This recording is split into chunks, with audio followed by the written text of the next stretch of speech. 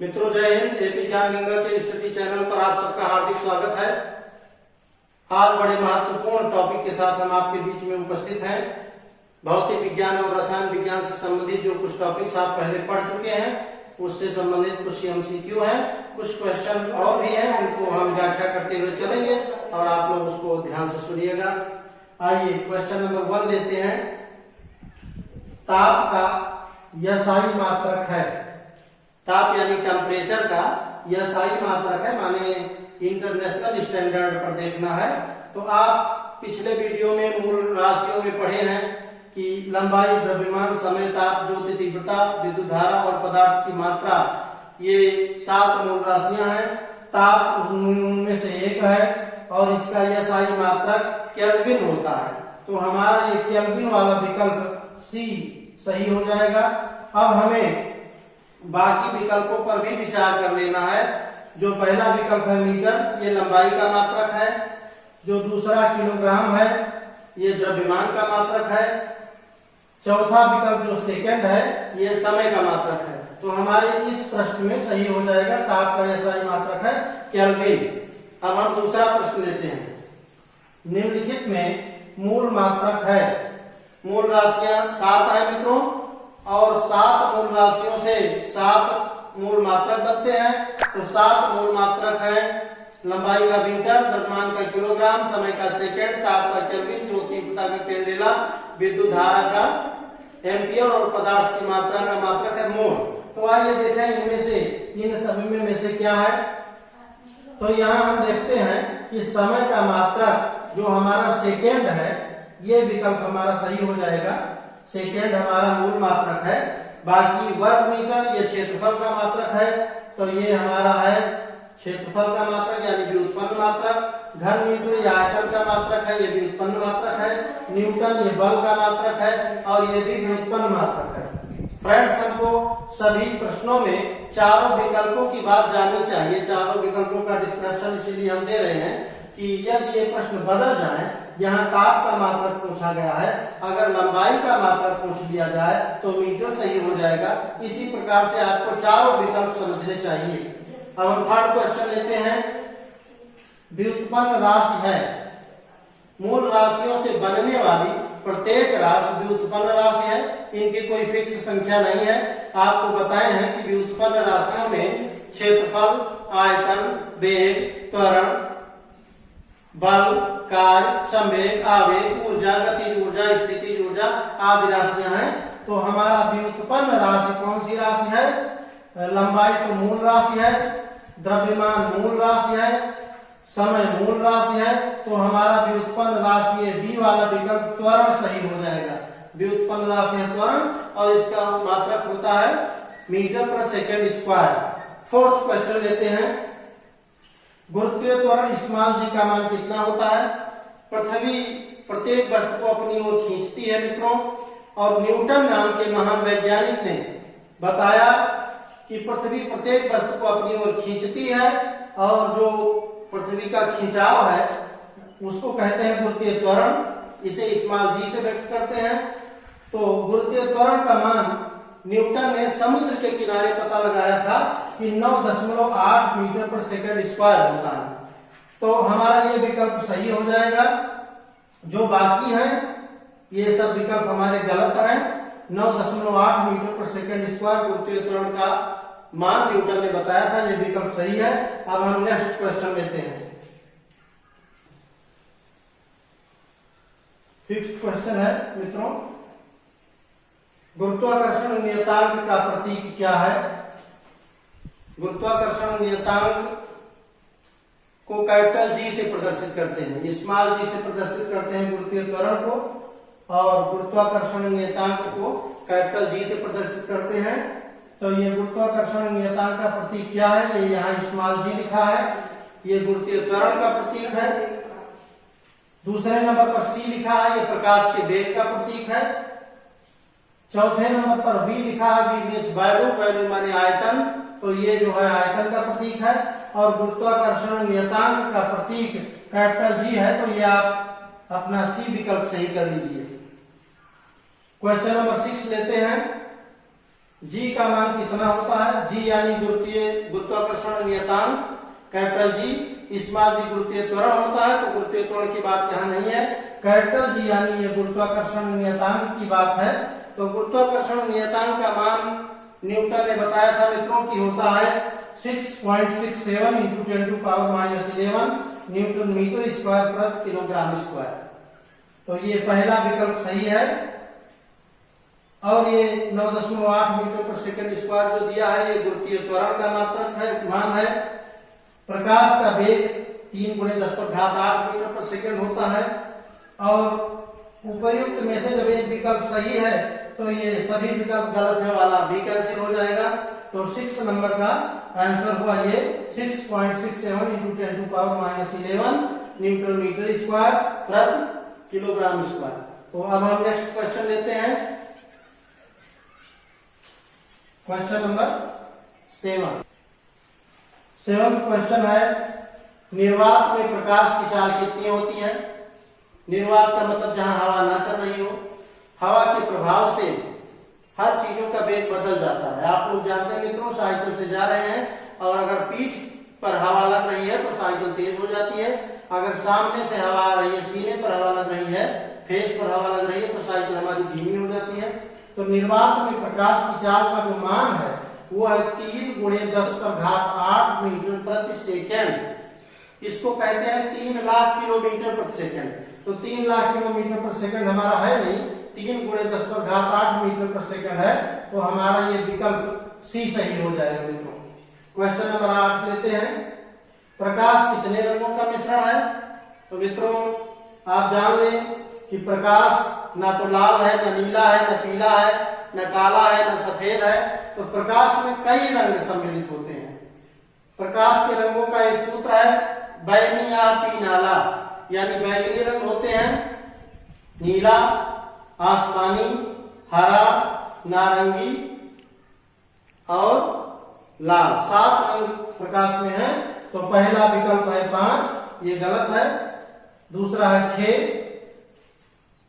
अंतिम है 8 और प्रकाश में होते हैं 7 रंग। तो ये सी वाला विकल्प सही कर लीजिए। अब हम चलते हैं क्वेश्चन नंबर 9 की तरफ। क्वेश्चन नंबर 9 है, 1 किलोग्राम कितने ग्राम के बराबर होता है।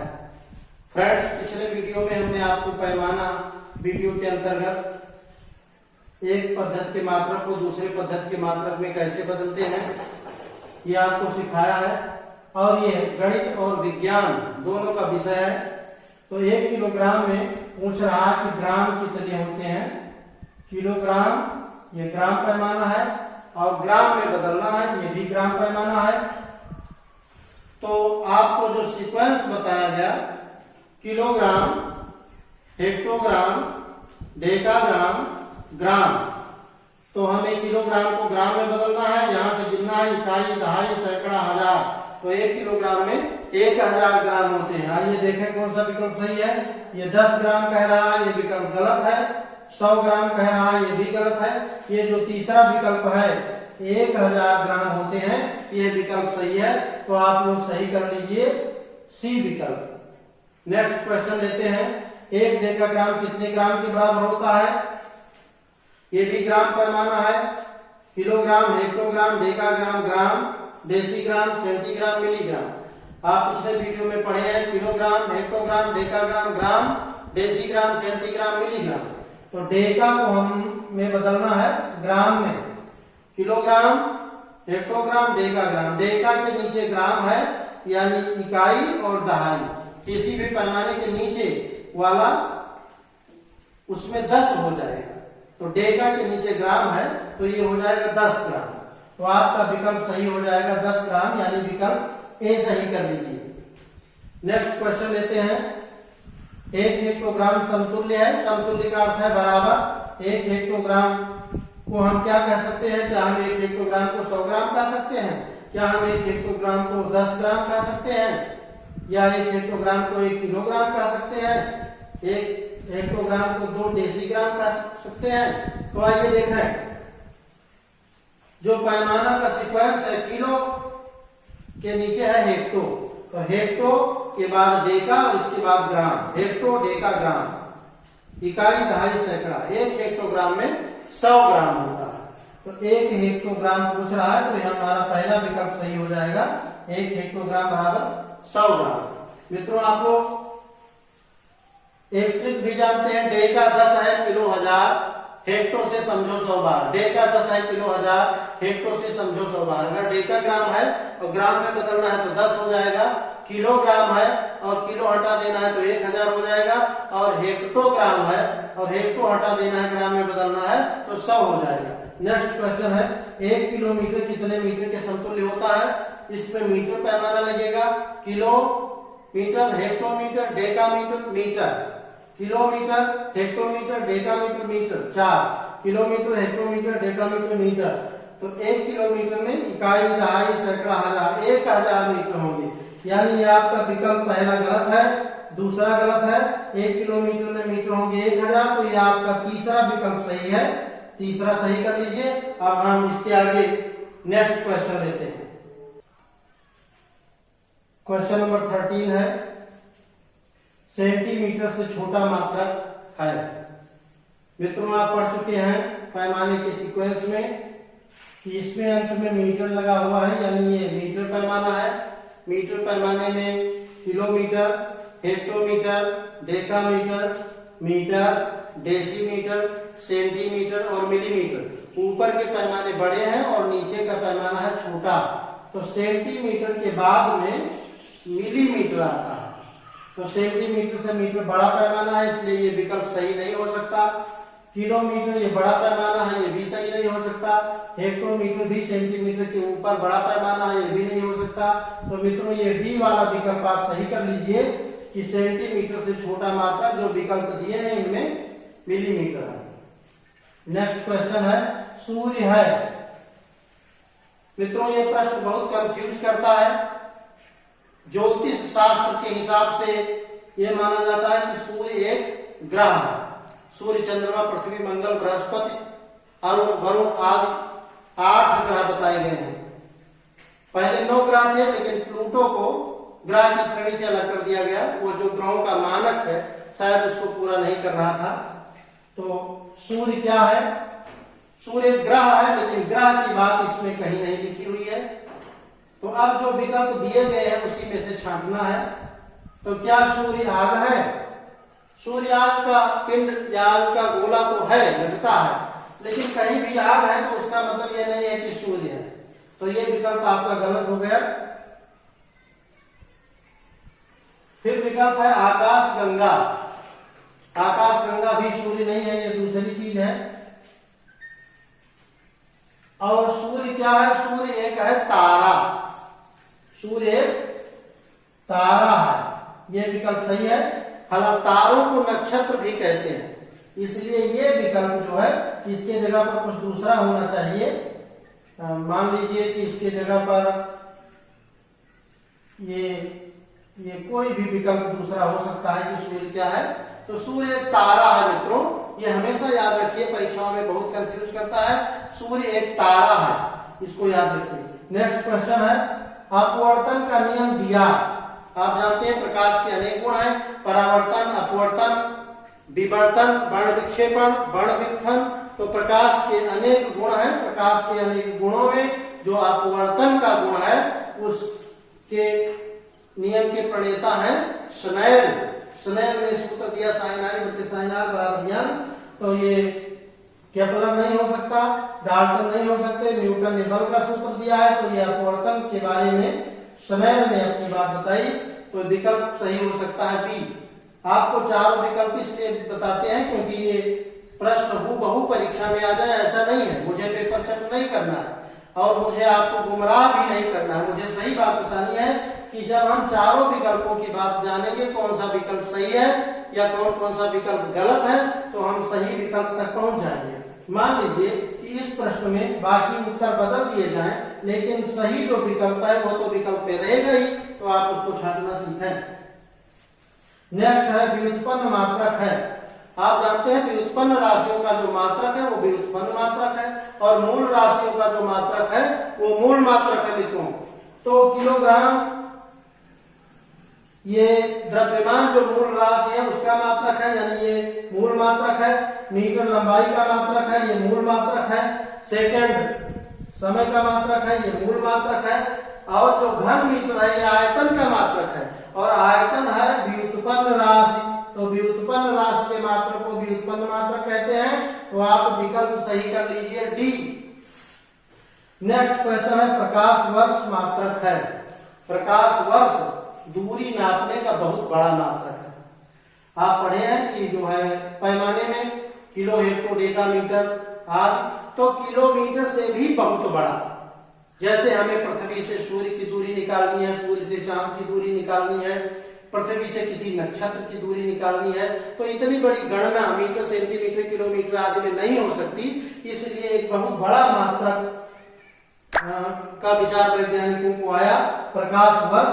तो देखने में ये वर्ष लिखा है, वर्ष ये लगता है कि ये हो सकता है समय का मात्रक हो, लेकिन मित्रों इसमें कंफ्यूज कतई नहीं होना है। ये प्रकाश वर्ष बहुत बड़ी दूरी का मात्रक होता है। एक वर्ष में प्रकाश जितनी दूरी तक जाता है, या प्रकाश एक वर्ष में जितनी दूरी तय करता है, उसे कहते हैं कि ये प्रकाश वर्ष है। तो ये दूरी का मात्रक है। विकल्प डी सही कर लीजिए। और अब आप पहुंचते हैं नेक्स्ट क्वेश्चन की। मित्रों क्वेश्चन नंबर 18 लेते हैं। 1 माइक्रोन बराबर होता है। आपकी सुविधा के लिए 2-3 प्रश्न एक साथ में ले लेते हैं।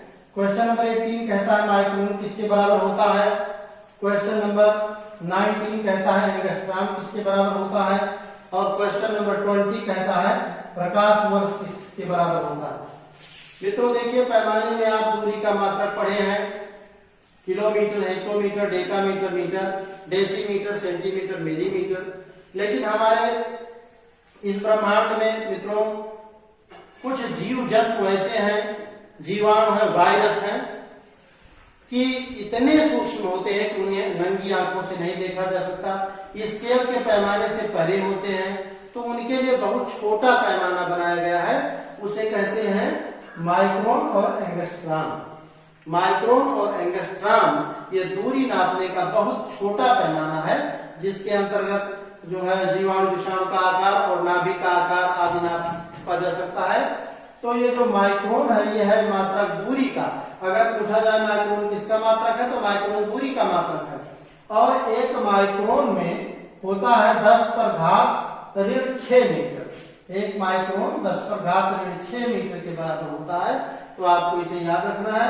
यदि पूछा जाए कि एक माइक्रोन को किस अक्षर से व्यक्त करते हैं, तो ये म्यू लिखा हुआ है मित्रों, म्यू।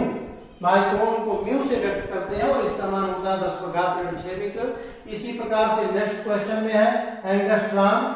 ये माइक्रोन से भी छोटा मात्रक होता है, माइक्रोन से भी छोटा मात्रक एंगस्ट्रॉम है, और इसका मान होता है 10⁻10 मीटर। जब 10 पर कोई ऋणात्मक घात लगी होती है, किसी भी संख्या पर ऋणात्मक घात लगी होती है, तो उसका मान मित्रों बहुत कम हो जाता है।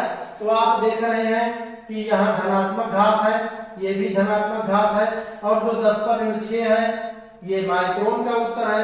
तो हमारा एक ही उत्तर बचा 10⁻10 मीटर।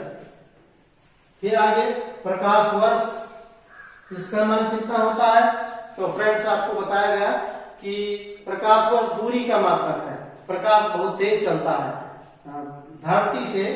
धरती पर प्रकाश के आने में, यानी सूर्य से और धरती पर प्रकाश के आने में लगभग 500 सेकंड का टाइम लगता है, जो लगभग 8 से कुछ ज्यादा मिनट के बराबर होता है। तो प्रकाश एक साल में यदि लगातार चलता रहे, तो जितना दूर प्रकाश जाएगा उस दूरी को प्रकाश वर्ष कहते हैं। यह दूरी का मात्रक है, दूरी का बहुत बड़ा मात्रक है। और इसका मान मित्रों याद रखिए 9.46 × 10⁻15 मीटर होता है। और अगर यह विकल्प नहीं दिया है तो ये 9.46 लगभग 10 के बराबर है, और 10⁻15 ये। तो मित्रों अगर ये विकल्प नहीं है और 10⁻16 10⁻16 मीटर दिया है, तो यह विकल्प यदि नहीं रहेगा तो ये विकल्प सही हो सकता है। तो आप विकल्प सही कर लीजिए ये। और अब हम नेक्स्ट क्वेश्चन लेते हैं। मित्रों क्वेश्चन नंबर 23 है। जल का रासायनिक सूत्र है। जल यानी पानी, अंग्रेजी में इसको वाटर कहते हैं। तो पानी का रासायनिक सूत्र ये जो आपके सामने लिखा है ये आपको बहुत कंफ्यूज करने वाला है तो बड़ा आसान। और जल का सूत्र हाइड्रोजन के 2 अणु और ऑक्सीजन के 1 अणु, यानी जल का सूत्र होता है H2O। ये पहला वाला विकल्प सही है, लेकिन इसमें कंफ्यूजन ज्यादा होता है कि 2O में लगा दिया गया, यहाँ दोनों में लगा दिया गया, ये हाइड्रोजन परऑक्साइड का सूत्र है और यहाँ H2O लिख दिया गया। तो आप आंख मूंद करके याद रखिए कि जल का रासायनिक सूत्र है H2O। इसके आगे जल तीनों अवस्थाओं में पाया जाता है। जल यानी पानी का सूत्र H2O, और जब पानी को ठंडा करेंगे 0 डिग्री सेंटीग्रेड या उसके नीचे तो पानी मित्रों बर्फ बन जाता है। अगर आपसे कोई पूछे बर्फ का सूत्र क्या होता है तो अभी मित्रों आप H2O बताइएगा। पानी को गर्म करने पर भाप में परिवर्तित हो जाता है, भाप ठंडा होने पर जल की बूंदें बन जाती है। तो यदि आपसे कोई पूछे भाप का सूत्र क्या है तो भी आप H2O बताइएगा। पानी का सूत्र H2O, बर्फ का सूत्र H2O, भाप का सूत्र H2O। लेते हैं नेक्स्ट क्वेश्चन। भारी जल का सूत्र क्या है? मित्रों भारी जल का सूत्र याद रखिए कि जल और भारी जल में अंतर है। जल का सूत्र है H2O, लेकिन भारी जल का सूत्र है D2O। भारी जल का सूत्र है D2O, इसको याद रखें। बाकी जो विकल्प है इन पर विचार कर लें। O2 ये ऑक्सीजन का सूत्र है, जो प्राणवायु हम सांस में खींचते हैं ऑक्सीजन, इसका सूत्र है O2। ये कार्बन डाइऑक्साइड जो हम सांस से बाहर निकालते हैं, इसका सूत्र है CO2। और सबसे पहले पानी का सूत्र लिखा है जल का, लेकिन यहाँ जब भारी जल की बात हो रही है तो D2O सूत्र सही रहेगा, विकल्प सही है और बाकी सभी विकल्प गलत माने जाएंगे। Next question. सोडियम क्लोराइड साधारण नमक का सूत्र है। मित्रों आप जानते हैं कि हम सबके घर में भोजन में मसाले प्रयोग होते हैं और कभी कभी हास्य में एक दूसरे से पूछा जाता है कि सबसे उत्तम मसाले का नाम बताओ, या ऐसे किसी चीज का नाम बताओ जिसके बिना सारे मसाले व्यर्थ हैं। तो मित्रों आपका एक ही उत्तर होगा कि भोजन में यदि नमक न डाला जाए, सब्जी या दाल में नमक न डाला जाए तो सारा तेल मसाला जो कुछ उसमें डाला जाए व्यर्थ है। तो ये सोडियम क्लोराइड जो है इसका सामान्य नाम है साधारण नमक, जो हम आप अपने घरों में प्रयोग करते हैं। रासायनिक नाम इसका है सोडियम क्लोराइड और इसका रासायनिक सूत्र है मित्रों NaCl। NaCl इसका सूत्र है। तो सोडियम क्लोराइड साधारण नमक, इसका सूत्र है NaCl। अगर आपसे कोई पूछे साधारण नमक का सूत्र NaCl, अगर आपसे पूछा जाए सोडियम क्लोराइड का सूत्र NaCl, यदि आपसे पूछा जाए साधारण नमक का रासायनिक नाम क्या है तो मित्रों हम कहेंगे सोडियम क्लोराइड साधारण नमक का रासायनिक नाम है। अब आइए इसमें जो 3 विकल्प और हैं इनकी भी चर्चा करते हैं। इम्तिहान में प्रश्न बदला भी जा सकता है, हमें चारों विकल्प जानने चाहिए। MgCl2 जो है ये मैग्नीशियम क्लोराइड का सूत्र है। AlCl3 जो है ये एल्यूमिनियम क्लोराइड का सूत्र है। और मित्रों जो CCl4 है ये कार्बन टेट्रा क्लोराइड का सूत्र है। एक क्लोराइड है Cl है तो मोनोक्लोराइड कहते हैं, 2 को डाई, 3 को ट्राई और 4 को टेट्रा, तो यह है carbon tetra chloride. Next question लेते हैं। इलेक्ट्रॉन पर आवेश होता है। पिछले वीडियो में मित्रों आपको बताया गया, एक ट्रिक भी बताई गई थी, ईटा पर नाचे। पदार्थ के परमाणु के जो है 3 मूल कण हैं, इलेक्ट्रॉन, प्रोटॉन और न्यूट्रॉन। जो इलेक्ट्रॉन है उस पर आवेश होता है ऋण, और जो प्रोटॉन है उस पर आवेश होता है धन, और जो न्यूट्रॉन है उस पर कोई आवेश नहीं होता, विद्युत उदासीन कण है। तो इलेक्ट्रॉन का आवेश होता है धन, लिखा ये गलत है। इलेक्ट्रॉन पर ऋण आवेश होता है ये सही है। इलेक्ट्रॉन विद्युत उदासीन नहीं होता ये भी गलत है। और ये कहता है सभी विकल्प सत्य है, तो ये तो हो ही नहीं सकता। अब देखा यही प्रश्न यदि आपसे पूछा जाता कि प्रोटॉन का आवेश क्या है तो धन आवेश सही हो जाता। यदि पूछा जाता न्यूट्रॉन का आवेश क्या है तो उदासीन सही हो जाता। तो तो इस प्रकार से आपको सभी विकल्प जानने चाहिए। मित्रों आप इसका स्क्रीनशॉट ले लीजिए और अभी 25वें प्रश्न पर हम लोग चर्चा करेंगे। 25वां प्रश्न है बेंजीन का रासायनिक सूत्र है। मित्रों बेंजीन एक हाइड्रोकार्बन है। हाइड्रोकार्बन वे पदार्थ होते हैं जिसमें कार्बन और हाइड्रोजन के संयोग से कोई सूत्र बनता है, कोई तत्व बनता है। तो ये जो हमारे चारों विकल्प दिए हैं, ये चारों विकल्प हाइड्रोकार्बन के हैं।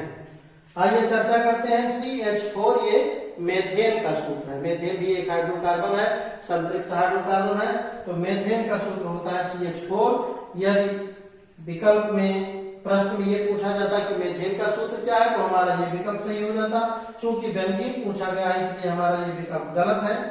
दूसरा ये एथेन का सूत्र है C2H6, ये भी हाइड्रोकार्बन है। एथेन का सूत्र पूछा जाता तो हमारा ये विकल्प सही हो जाता, लेकिन चूंकि बेंजीन का सूत्र पूछा गया है इसलिए ये भी विकल्प गलत है। तीसरा जो सूत्र है ये एसिटिलीन का सूत्र है या इसको एथाइन कहते हैं। तो C2H2 ये एथाइन का सूत्र है। और मित्रों अब एक ही विकल्प बचा, आपका सूत्र है C6H6। तो C6 और H6 इसमें हाइड्रोकार्बन में कार्बन और हाइड्रोजन दोनों बराबर होते हैं। तो ये आपको याद रखना है। और ये इस प्रकार से आपको कुल 25 प्रश्न करवाए गए। 25 प्रश्नों में यदि आप व्याख्या पर ध्यान दिए हैं, जैसा कि आप बड़े रुचि से बड़े गौर से पूरा वीडियो देखे हैं, तो इसमें जो 25 प्रश्न है इसमें 4-4 विकल्प है।